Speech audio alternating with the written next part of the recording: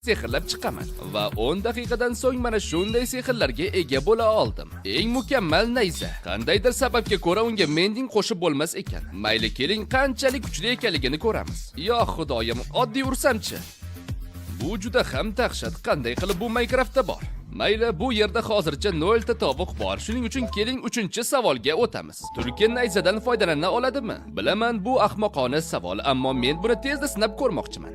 Agar bilmasangiz, Turkiyaga narsa bersangiz og'ziga solib oladi. Shu sababli unga nayza bersam, o'zi nayzadan foydalana oladimi degan o'y keldi. Tovuqni o'ldirma, qani nayzani ol, senga yordam beradi. Xo'sh, negadir u olmayapti.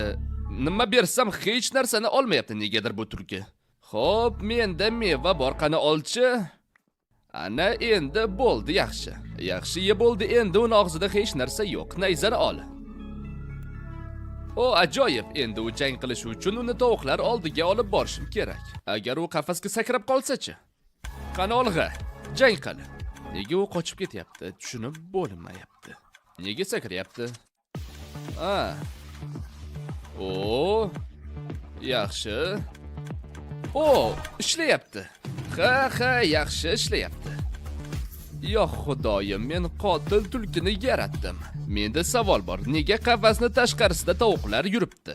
Men buni endi payqadim va agar bilmasangiz, Minecraftda tulkini qo'lga o'rgatish mumkin. Agar biror o'yinchi sizni ursa, tulki ham xuddi bo'ri kabi o'sha o'yinchiga hujum qiladi. Xo'sh, endi nayzani menga qaytar. Mevani ol. Rahmat. Tovuqlarni chiqib ketganini sababi dispanser tuxumlarini otganda u shishadan o'tib ketyapti. Shuning uchun toshdan devor qo'yish buni to'g'rilaydi degan umiddaman. Okey, hammasi ishlayapti. Keyingi savol meni eng yoqtirganim. Nayza bera oladigan eng maksimal uron qancha? Agar bilmasangiz, nayzaning uroni uni mobga qanday tezlikda urishingizga bog'liq. Shuning uchun menimcha siz aql bovar qilmas darajada zarar yetkaza olasiz. Men qurgan mana bu maydonda barcha usullarni sinab ko'rmoqchiman va oxirida temir golemga nima eng ko'p zarar yetkaza olishini aniqlaymiz. Chunki golemni temir orqali tuzatsa bo'ladi. Ha, uzr so'rayman do'stim, lekin sen bu tajribaga mos keladigan yagonasisan. Men olovsiz bo'lgan boshqa bitta nayza ham yasadim, chunki yonmasdan u qancha zarar yetkazganini ko'rishimiz kerak. Xo'p, birinchisi oddiy yugurib kelamiz va hech qanday zarar yo'q.